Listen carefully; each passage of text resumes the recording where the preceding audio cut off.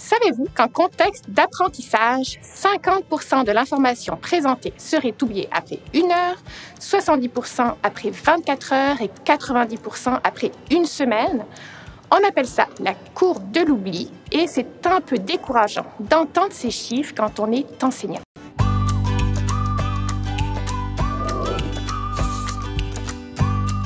Pour contrer cette courbe de l'oubli et ancrer les informations en mémoire à long terme, il y a 2 grands principes à respecter.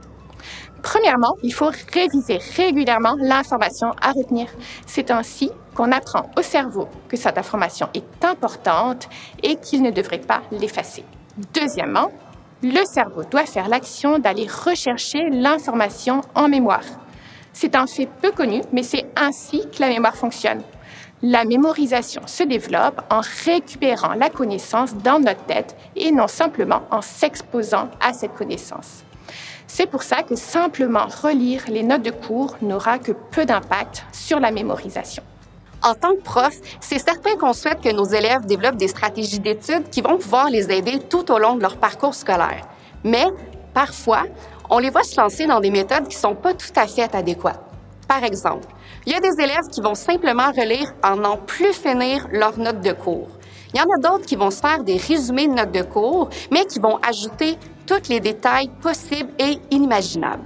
Il y en a d'autres qui vont tenter de se lancer dans la construction de cartes éclairs, que vous connaissez sûrement sous le nom de flashcards, mais de façon maladroite.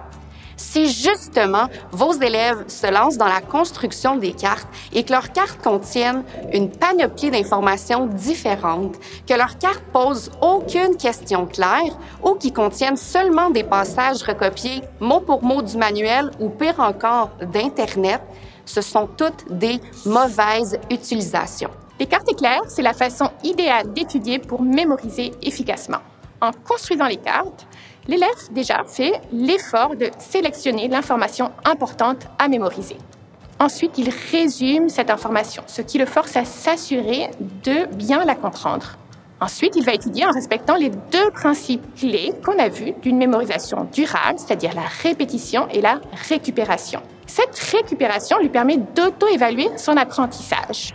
Lorsque l'élève se contente de relire son cours, ça lui donne le faux sentiment de s'en souvenir. Il surestime fortement ce qu'il a réellement mémorisé. En se questionnant sur les cartes éclairs, il prend conscience de ce qu'il doit encore étudier. Pour élaborer des cartes éclairs de façon adéquate, il faut premièrement sélectionner les informations importantes. Au départ, c'est certain que vos élèves vont avoir besoin d'être guidés parce que s'ils sont comme les miens, ils vont avoir tendance à vouloir tout écrire pour tout mémoriser. Les cartes doivent être courtes et simples. Une carte, ça équivaut à une notion à mémoriser. Quand il y a trop d'informations, c'est difficile de se souvenir de tout. Et aussi, quand on va venir segmenter et cibler chacune des notions, ça nous permet de savoir ce qu'on a déjà bien mémorisé versus ce qui est encore à travailler. Troisièmement, sur le recto de la feuille, on va aller noter une question claire. Au verso, on écrit la réponse qui est soit l'élément à retenir. Quatrièmement, on va éviter les longues réponses. On va aller prioriser des phrases qui sont courtes, des listes à puces, des mots-clés, des images, des dessins, des schémas, bref, n'importe quel élément où on a un accès rapide à l'information essentielle. Finalement, des cartes éclairs, ça demande un effort de réflexion. Donc, les élèves qui le fassent individuellement ou en équipe, c'est super important que chaque élève prenne le temps de mettre dans ses propres mots les informations qui sont essentielles à sa compréhension. Évidemment, les cartes éclairs, c'est un outil qui est ultra pratique pour l'étude à la maison des élèves. Mais en tant que prof, vous pouvez aussi les intégrer à votre routine de classe. Par exemple, quand vous abordez des nouvelles notions, que ce soit un nouveau chapitre en sciences ou une nouvelle période historique en histoire, créez un paquet de cartes éclairs avec votre groupe. Au début de chaque période, pigez quelques cartes, lisez-les aux élèves et faites-les répondre.